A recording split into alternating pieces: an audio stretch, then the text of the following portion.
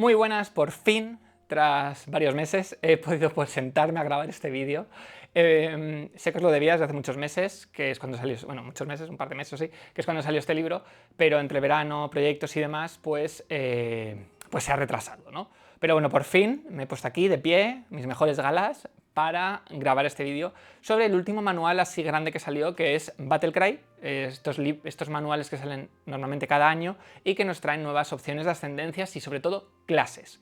Entonces, bueno, como os podéis hacer una idea, Battlecry, el mismo nombre lo dice, trata sobre guerra, batalla, temas bélicos, y ahora os diré por qué.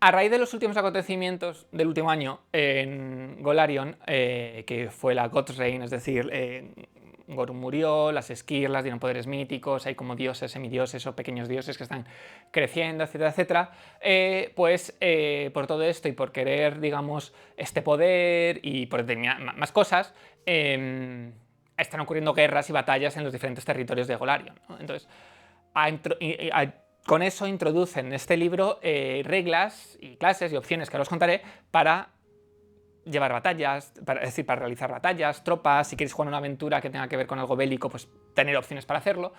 Entonces, pues de eso trata. Y como os he comentado, en estos libros normalmente traen siempre clases nuevas y alguna ascendencia. Y a eso es lo que voy. La primera ascendencia, bueno, la primera y la única ascendencia que nos presentan en este libro son los Jotunborn, que como bien indican los nombres, a raíz de la mitología nórdica, los Jotunborn son gigantes.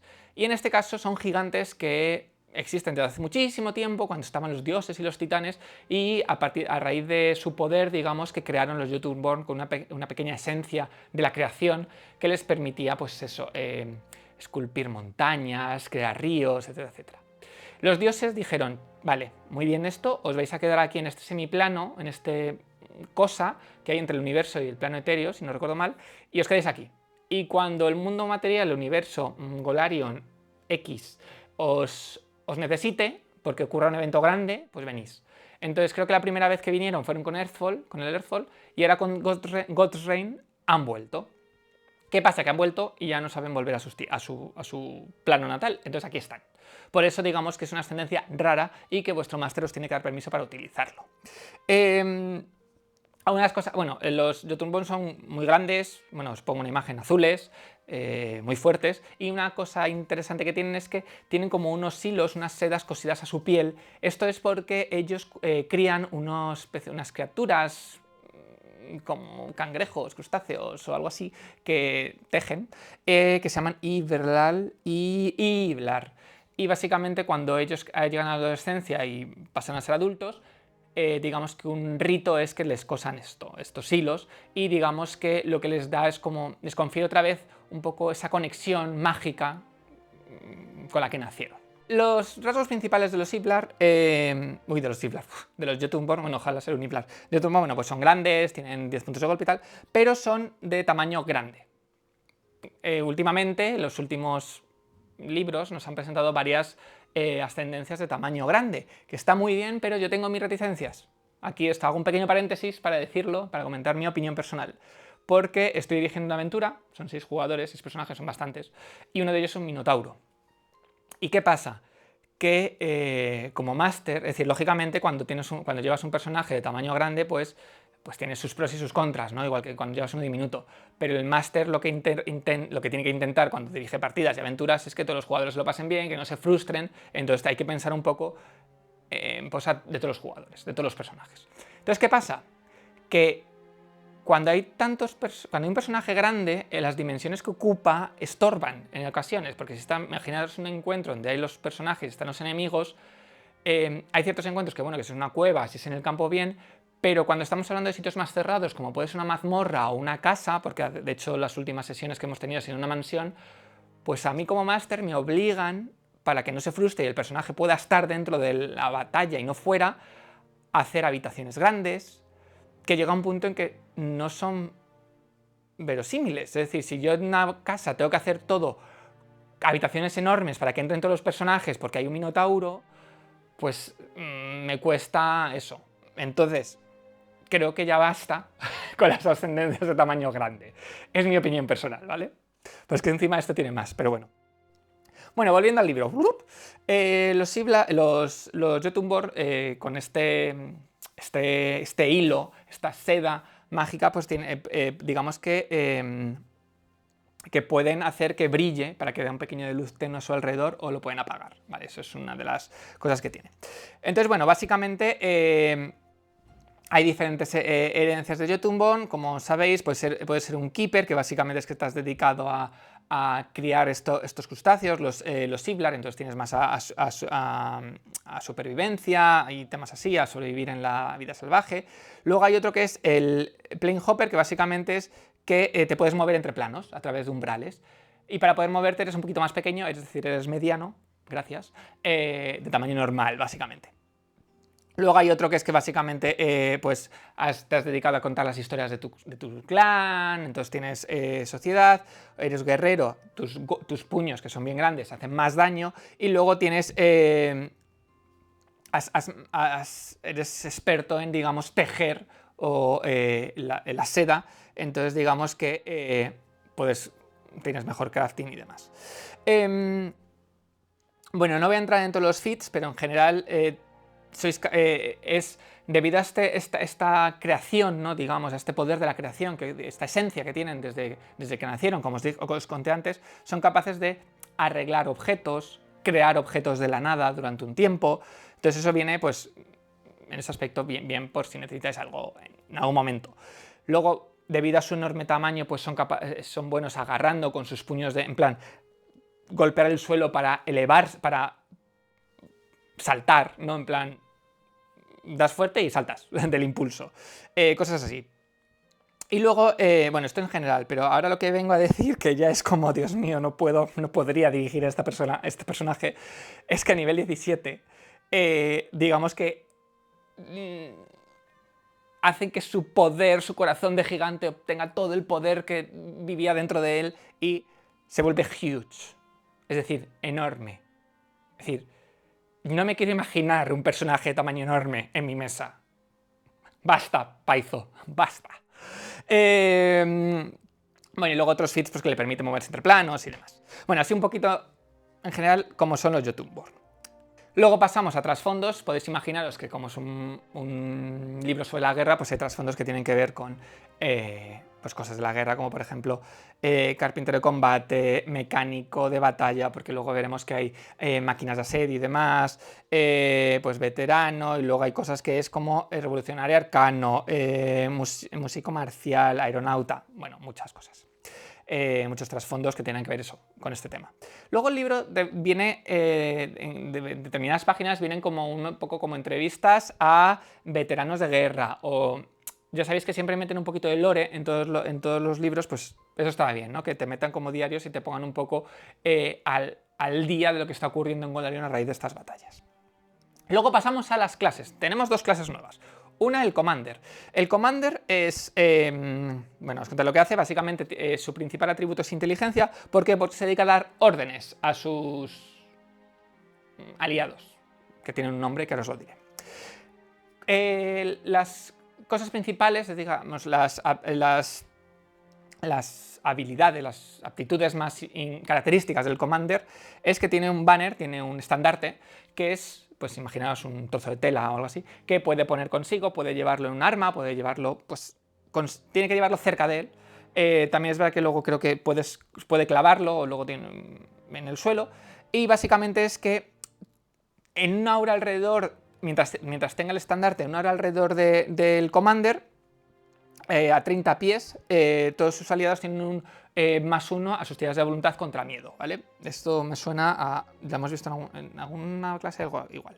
¿Qué pasa? Que es que muchas de las habilidades del Commander tienen que ver con hacer cosas en este radio de su estandarte, que luego hay feats que permiten aumentarlo, etc. Y luego otra de las cosas, y las más importantes del comandante, son las tácticas. Las tácticas básicamente son esto, dar órdenes. a tus Squad Masters, creo que se llaman, Squad Mates, vale, lógicamente, Squad Mates. Básicamente tú al día, en las preparaciones diarias, vas a entrenar a unos de tus aliados, una cantidad que es 2 más tu modificador de inteligencia, y les vas a entrenar en estas tácticas de combate para que luego cuando las usas sepan qué van a hacer, ¿vale? Este es el máximo que puedes hacer, que luego irá aumentando según, pues lógicamente, subas de nivel. Durante el día puedes utilizar 10 minutos para cambiar las tácticas, si no recuerdo mal. Entonces, hay diferentes tipos... bueno, y según vayas subiendo de nivel, puedes ser experto o maestro en tácticas, vas a obtener nuevas tácticas. ¿Qué tipos de tácticas hay? Que es lo importante. Se diferencian en 2, básicamente, de movilidad y ofensivos, si no recuerdo mal, ofensivas creo que son. Sí. La movilidad, os podéis imaginar, te permite moverte. Bueno, voy a explicar un poco cómo son las tácticas. El Commander utiliza pues esta habilidad, ¿vale? Que puede tener pues una acción, 2 acciones o 3 acciones. Entonces eso permite a sus Squad Masters, Squad Mates, que están dentro del área del estandarte principalmente, tomar o una acción gratuita para hacerlo de la táctica, o a veces les permite, son cosas que no hace falta utilizar una acción gratuita porque ya lo tienes. Por ejemplo, aquí tienes uno que se llama Defensive Retreat, que le cuesta 2 acciones. Entonces lo que hace es que todos los Squad Mates que estén dentro del aura de tu estandarte pueden inmediatamente step up, es decir, dar un paso 3 veces como una acción gratuita. Eso, por ejemplo. O una que, por ejemplo, necesitas acción que no hace falta gastar acciones, Naval Training, gastas una acción y haces que todos tus aliados, en este caso todos los aliados, y Squad Mates, que hasta el final del turno, de tu próximo turno, todos tienen una velocidad de nado de 20 pies. ¿Ves? Como podéis imaginar, son diferentes tácticas que tienen que ver con movimiento. Luego las ofensivas. Las ofensivas, por ejemplo, es... maniobras coordinadas. Seleccionas a un squadmate y lo que haces es que puede automáticamente, inmediatamente, como una acción gratuita, dar un paso. Y si al terminar este paso está junto a un enemigo, puede hacer un reposition del enemigo, es decir, puede moverle alrededor de él. Strike Hard, 2 acciones. Haces que un aliado ataque, señalas un squadmate dentro del área del estandarte y automáticamente, con una reacción, ese aliado puede hacer un ataque. ¿Veis? Son todos de este tipo. Luego, cuando vas aumentando y eres experto y eres maestro, vais a ir recibiendo como más legendario, lógicamente, va a ir recibiendo el comandante más tácticas. Está muy bien, me gusta mucho porque permite dar muchísima movilidad, me recuerda mucho a Pathfinder 1 las Team Fits, creo que se llamaban, o Teamwork Fits, algo así, que hacen muy dinámico el combate, porque todo el mundo puede actuar en cualquier turno, ¿no? Un poco así, entonces es bastante, la verdad es que es bastante guay, me ha parecido una muy buena idea. Luego algunos fits que tiene, pues como os podéis imaginar que sí, el Commander pues tiene habilidades para luchar, pero está más pensado en dar movilidad a los demás y en bonificar, también en hacer un boost a sus aliados, sobre todo con el banner. Entonces él con el estandarte puede hacer cosas puede curar, puede ocultar, puede hacer muchas cosas, muchos efectos. Pero bueno, os hacéis un poco de una idea de cómo funcionan. Luego pasamos a la otra clase, el guardián. El guardián, bueno, el atributo principal es fuerza, pero esto es hacer una idea que el guardián es el típico tanque de un videojuego. Tiene varias cosas, es decir, tiene una armadura, simplemente por ser guardián, tiene una reducción, tiene resistencia al daño físico igual a 1 más la mitad de su nivel, y puede descansar cuando lleva armadura pesada o mediana. Lógicamente, estás acostumbrado a ser una fortaleza andante. Luego tiene el Shield Block, lógicamente, y tiene una nueva habilidad que se llama el Taunt. El Taunt, no me acuerdo cómo se dice en español, pero el Taunt de toda la vida de los videojuegos. Básicamente, el Taunt es, con una acción eliges a un enemigo, puede ser de forma, es decir, puede ser visual o auditiva, lo que tú hagas, es decir, le puedes insultar, le puedes acobardar, le puedes hacer algo así, lo puedes hacer incluso con criaturas que no tienen mente. Tiene que estar a 30 pies y lo que haces es que, atención, si el enemigo al que le has hecho el taunt hace una acción hostil, en ataque, acción hostil, que incluye al menos a uno de tus aliados, pero no te incluye a ti, es decir, un ataque o un hechizo de área en el que tú no estés en ese área,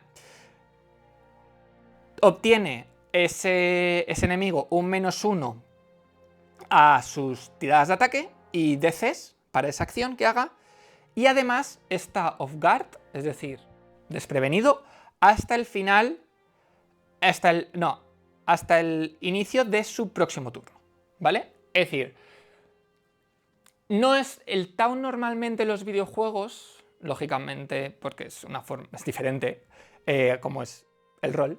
El taunt lo que hace es que tú atraes, el tanque atrae los ataques de los enemigos para que le ataquen a él, entonces defiende a los aliados.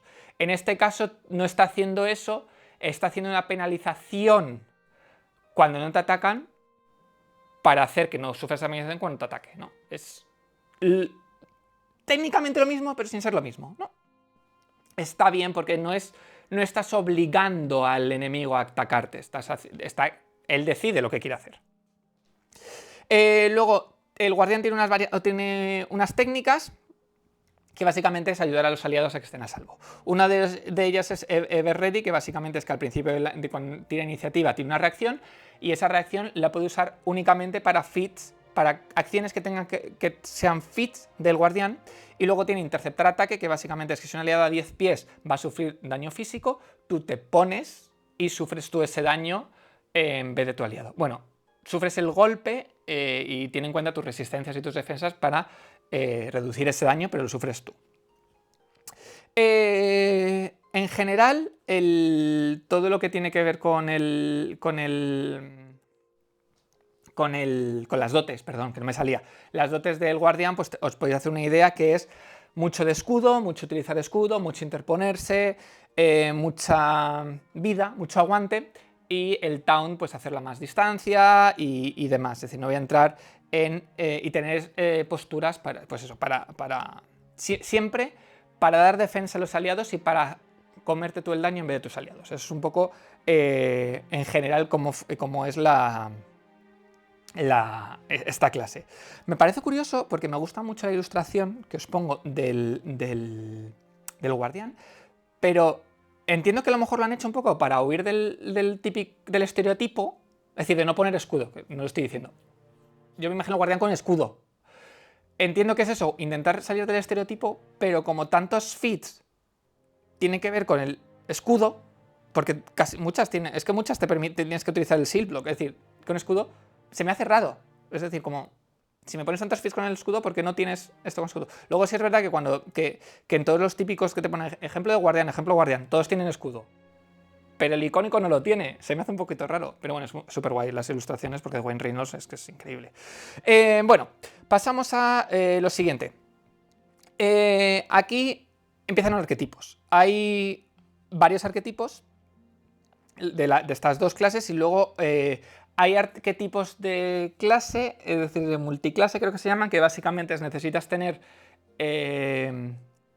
esa clase, ciertas dedicaciones de multiclase, perdón, y clases y arquetipos de clase. No puedes seleccionar arquetipos de multiclase si ya eres miembro de esa clase. Eso ya lo hemos visto en algún libro, no es muy común, pero hay algunas de ellas. Básicamente son arquetipos que tienen que ver con guerra. Por ejemplo, un crossbow infiltrator, es decir, uno que se infiltra con ballestas. Uno que hace propaganda de guerra, en plan, cuenta mentiras sobre otro bando y cosas así. Guerrilla, pues si eres de pequeños grupos que en terrenos hacen pequeños ataques y se retiran, que básicamente es la guerrilla. Y luego uno que me gusta mucho que se llama el Iridian Quartermaster, que es básicamente, esto lo cuento porque me ha parecido muy guay. Es una dedicación que tomas a un aliado tuyo como estudiante y lo que hace es que todas las habilidades y dotes que te dan esta dedicación las puede hacer también tu estudiante. Es decir, es como dar un beneficio a otro jugador sin que ese jugador, ese personaje, sin que ese personaje tenga que coger esas habilidades. Por ejemplo, aquí hay uno, Fit 4, Lesson of the Circling Gale. Cuando tú das un paso, tu estudiante puede dar un paso como una reacción automáticamente. ¿Ves? Lo que tú haces lo hace el otro. Es un poco... Es decir, repite lo que tú haces con diferentes dotes, entonces me parece muy guay. Como veis, en general hay mucho... Es decir, en general en el libro hay muchas habilidades de equipo. Y luego vais a ver por qué más. Bueno, luego hay, por ejemplo, Munition Master, que es un clase archetype, que tienes que ser inventor y te dan, pues, ciertas cosas con morteros, en este caso. Luego un Necrologist, que es una dedicación que básicamente es un nigromante. Me parece raro porque vamos a ver un nigromante dentro de poco, es decir, nigromante como clase, no como arquetipo, como clase, porque ya tuvimos el playtest. Entonces me parece raro que hayan sacado esto, porque luego tendremos un arquetipo de nigromante, pero tenemos este nigromante de dedicación. Básicamente es un nigromante que levanta una horda de muertos en la batalla. Creo que dura como una ronda, si no me recuerdo mal. Bueno, no me acuerdo muy bien. Pero vamos, levantas una horda que primero puede ser de esqueletos y zombies. Entonces tú te mueves con la horda y puedes... pues imagínate, tú estás dentro de la horda, puedes hacer que tus compañeros estén dentro de la horda para ocultarse o atacan, y luego según subes de nivel puedes hacer que esa horda se convierta, en vez de ser una horda de esqueletos o zombies, pues sea de espíritus. Y cuanto más fits, pues puedes hacer que... Imaginaros que a lo mejor tenéis una horda que es su 10×10, no me acuerdo muy bien cuánto ocupa, pero vamos, imagináis que es 10×10, entonces puedes hacer que un área de esas 5 pues se deshagan y aparezcan por otro lado, ¿no? Para ir cambiando cuánto ocupa la horda. Y un poco, pues, eso. Está guay, me gusta la opción, pero me parece rara, viendo que en un futuro vamos a tener nigromante. Luego otro arquetipo de clase que necesita ser mago para ello es el War Mage, que no es el Magus. A mí me ha parecido también raro leer War Mage, porque digo, como el Magus es un poco esto. No exactamente. En este caso la dedicación va más por, sobre todo, escudos, es decir, magia protectora con escudos. Utilizar el B-Spell Strikes, el hechizo B-Spell Strikes, que hace más daño, o el tema de los escudos, me refiero a que puedes utilizar el Shield, es decir, tu cantrip de Shield con otros, de otra forma, ¿no? Con los aliados y demás. Y me ha parecido curioso que esté aquí.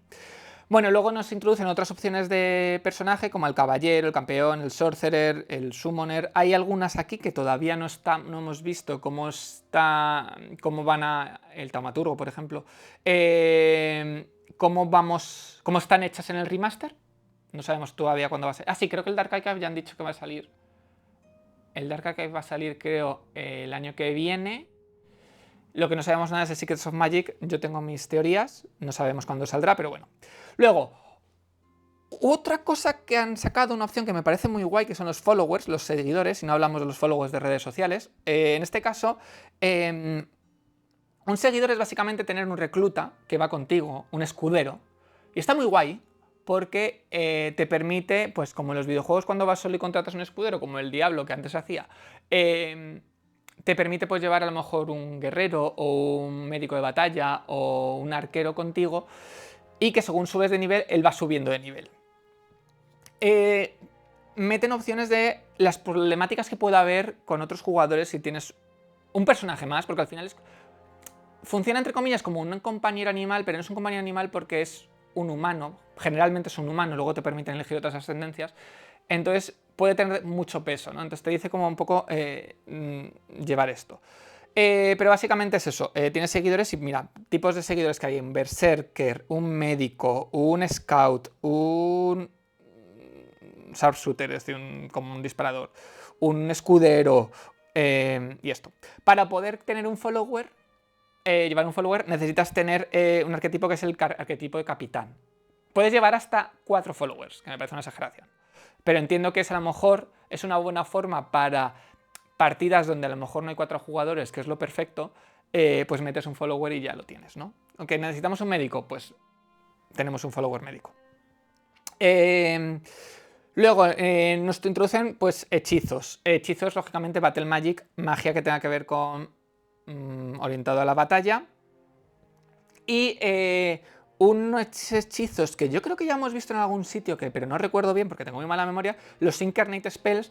Los Incarnate Spells son hechizos de invocación, pero que no funcionan como tener un minion. Lo que hace es que es como una invocación del Final Fantasy. ¿Ves? Es que recuerdo haber dicho esto en algún vídeo. Una invocación de Final Fantasy. ¿Era el Secrets of Magic? Puede ser el Secrets of Magic.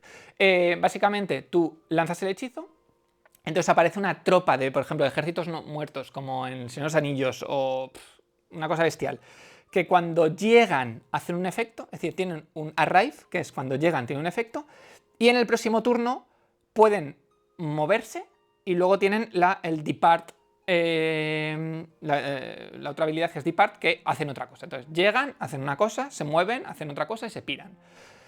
Es como muy visual y muy épico. Luego, rituales de asedio. Lógicamente, ¿para qué vas a utilizar armas de asedio? Cuando puedes hacer un ritual, puedes crear, por ejemplo, un escudo antimagia enorme, o puedes hacer un ejército de sombras, que esto me recuerda un poco a Solo Leveling. Puedes hacer que crezcan como árboles y un bosque desde tu posición hasta la otra ciudad para que puedan el ejército meterse entre el bosque y pasar desapercibido. Os podéis hacer una idea de qué tipo de hechizos son. Luego, instrumentos de batalla. Pasamos por un primer momento que son armas de asedio. Las armas de asedio son, en este caso, estamos hablando en general, hay algunas que no, pero en general son armas grandes, son una balista, son es decir, hay arietes, que es lo de menos, pero hay cosas muy grandes. Entonces, para poder utilizarlo, dependiendo del tipo de máquina de asedio que sea, va a necesitar una cantidad de personas utilizándolo, de 2 a 4. ¿Por qué? Porque tiene unas acciones que necesitan tener estas personas. Generalmente hay, por lo general, porque depende también, es decir, un ariete no lo necesita, pero por ejemplo una catapulta o algo así, hay 3 tipos de actividades. Una es apuntar, que requiere unas acciones que es básicamente mover y apuntar. Otra, recargar, y otra, disparar. No son cosas que se puedan hacer en un mismo turno. Por ejemplo, aquí el Blessed Onager, que no sé lo que son, es como una especie de catapulta. Aim, es decir, apuntar, cuesta 3 acciones y hasta 50, es decir, puedes apuntar hasta 50 pies. Recargar, necesitas 2 acciones y luego dispararse es una acción. Normalmente disparar es una acción. Bueno, no todo. Pero os podéis hacer una idea, son máquinas de asedio para estar en batalla, entonces pues requiere varias personas. Luego pasamos a lo otro, que son vehículos de batalla. Vehículos de batalla desde vehículos aéreos hasta navales. Es decir, pasamos por los de tierra, que son los más comunes, pero tenemos aéreos y navales. Luego, siguiente capítulo, equipo. Equipo, pues nos meten nuevas armas, nuevas armaduras mágicas y bueno, escudos mágicos, sí, y luego, bueno, armas mágicas, más armas mágicas, a ver dónde está esto, no me acuerdo cómo se llaman.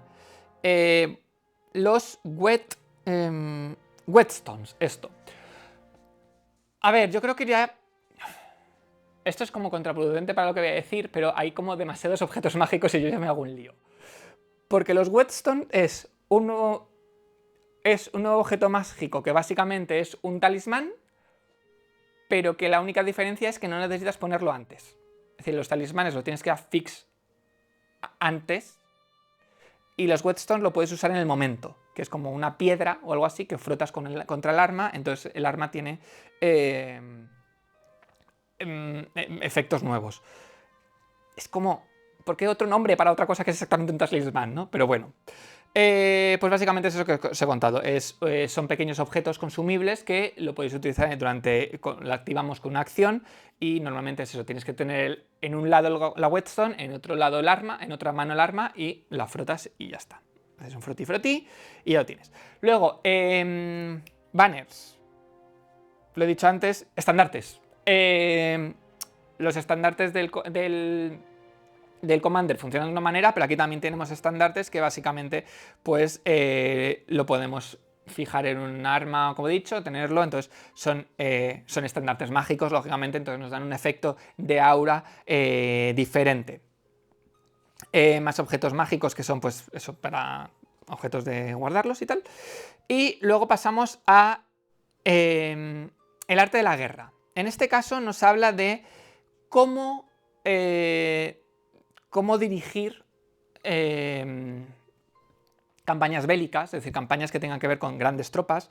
Entonces nos dicen si queremos hacer que los personajes dirijan a tropas, ¿no? Como a pequeñas... Los troops, que si no sabéis son un tipo de criatura, vamos, más bien es un conjunto de criaturas que funciona como una única criatura.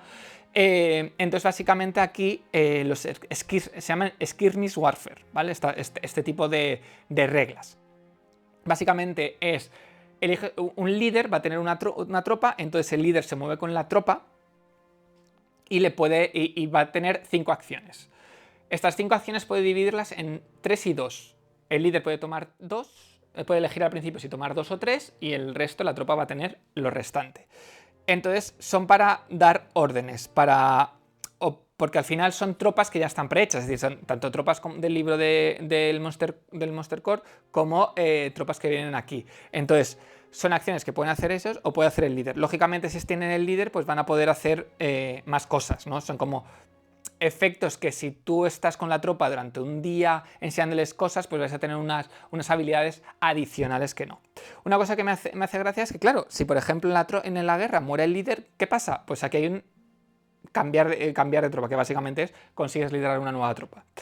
Pues esto, este tipo de batalla pues funciona de una manera muy específica. De hecho, como son reglas un poquito especiales, me ha parecido bien que hayan puesto un ejemplo de juego, ¿no? Han cogido cómo se desarrollaría un encuentro en una mesa. Entonces esto está bastante guay. Y luego meten tropas, es decir, el Garrison aquí básicamente hay un montón de tropas diferentes de todo tipo. Es decir, cuando digo tropas es que pueden ser hasta tropas angelicales con ángeles, con demonios y demás, que se unen ya a las tropas que hemos visto en el Monster Core. Y luego, por último, en el libro nos habla más de... es como un gazetteer de guerra, es decir, esto es lore puro y duro en Golarion, cómo está el tema de... cómo está ahora las batallas entre Taldor y Andoran y Cheliax y tal, cómo está la guerra, ¿no? Pero bueno. Y ya está el libro. Me parece, es decir, el libro es guay, me gusta, es decir, todas las opciones me parece guay. De hecho, las opciones de la guerra me parece muy bien, porque de hecho alguna vez yo he dirigido una aventura así y no sabía cómo hacerlo, entonces son opciones muy buenas. Sí es verdad que creo que es el que menos uso voy a dar. Creo que lo que más me ha gustado ha sido el Commander de este libro. El Commander me ha parecido una clase muy guay, muy interesante, por esto de dar movilidad. Pero creo que sí que merece la pena toda la parte de cómo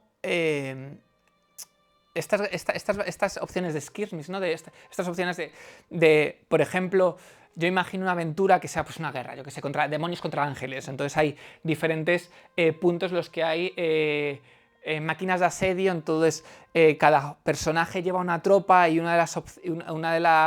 de los objetivos es esta tropa tiene que ir hasta esta enorme catapulta, entonces es manejar la catapulta, ¿no? Entonces, me parece muy guay. Sí que es verdad que son como situaciones muy específicas, que no se dan tanto como una aventura normal, pero me parece muy guay en ese aspecto. Y bueno, hasta aquí el vídeo de hoy. Espero que os haya gustado el libro. Y perdonad por haber tardado tanto, pero bueno. Tampoco hay tantísimas publicaciones últimamente. Pero bueno, nada, que cualquier cosa me lo dejáis en los comentarios, qué os ha parecido. Y creo que los futuros libros que van a salir es el Monster Core y uno que me apetece muchísimo, que es el de los dragones. Ese sí que os lo voy a contar porque tiene pinta muy guay. Así que nada, nos vemos en el próximo vídeo. Adiós.